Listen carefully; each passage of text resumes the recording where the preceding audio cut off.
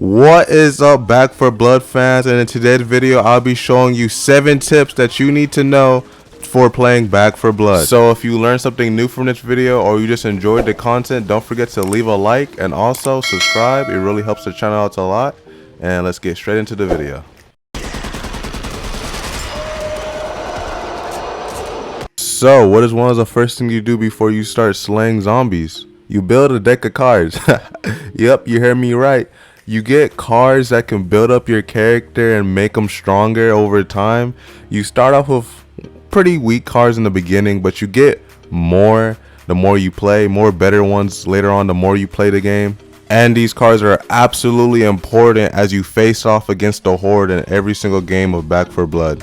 How do you unlock these cards, UX? You get them at a change of a vendor at Fort Hope with the supply bonus that you earn by completing missions and playing the game.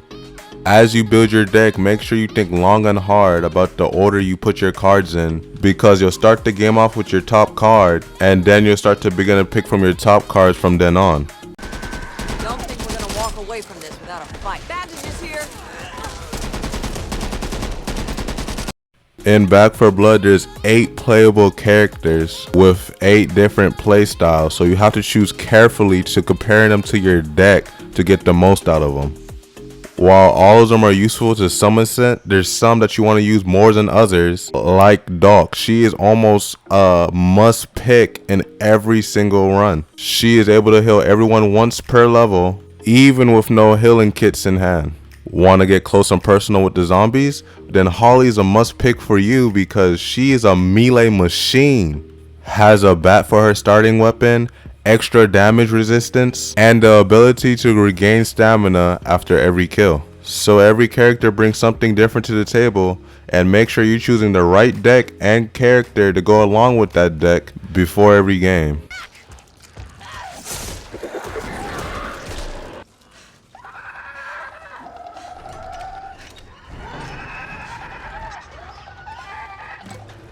What was that horrific noise, you may ask? Well, that's a snitch, or snitcher they like to call them in the game. Snitchers usually don't bother you as long as you keep your distance and don't shoot them. Please, for the love of God, do not shoot these things. These things will rain down all Horde hell on you. Even if you do manage to kill them or kill them before they can scream for the initial time, they will still make a noise and the Horde still will come. So unless you absolutely have to get rid of these things, please try your best not to shoot them. The AIs, as you can see, are not really bothering them. As long as you keep your distance or don't get too close, they generally don't see you. Maybe in rookie difficulty these things aren't really annoying, but if you're playing Nightmare or even Veteran, these things are annoying and can really make the outcome of you surviving the round not so good. So if you hear a snitcher or see a snitcher, try your best not to get too close or shoot it, because if you do, it's going to be a real annoying round.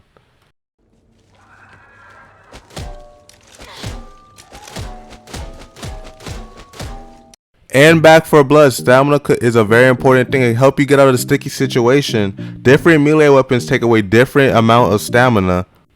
As you see here, the little hatchet does not do nearly as much as the machete, or actually it does, but as you can see, you see a big difference with the big axe almost taking out 1 full bar. Same with the bat. So maybe you don't only want to use the bigger melee weapons like the bat and the axe for characters like Holly and Jello because he regains stamina fast, and also Holly because she is just a melee machine.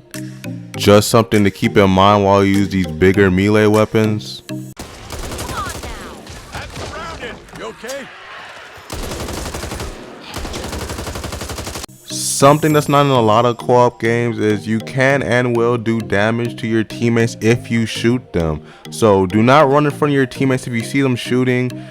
Don't purposely aim for your teammates. Yes, you will do damage, so be careful where you are shooting. From my knowledge, it doesn't do too much damage. That's because I barely even shoot my teammates, but I don't know if you can do a lot, but you can do damage to your teammates, so be careful while doing that. Be mindful where you're aiming, and also don't be a madman run in front of your teammates as they are shooting zombies. Ding ding, we got a winner. Yes, when you lose health, you can heal again, but if you take a certain amount of damage or too much damage, there is something called trauma. Trauma will stop you from healing past a certain health point. For example, you take lots of damage and now there's this red barcoded line stopping you from healing past a certain health.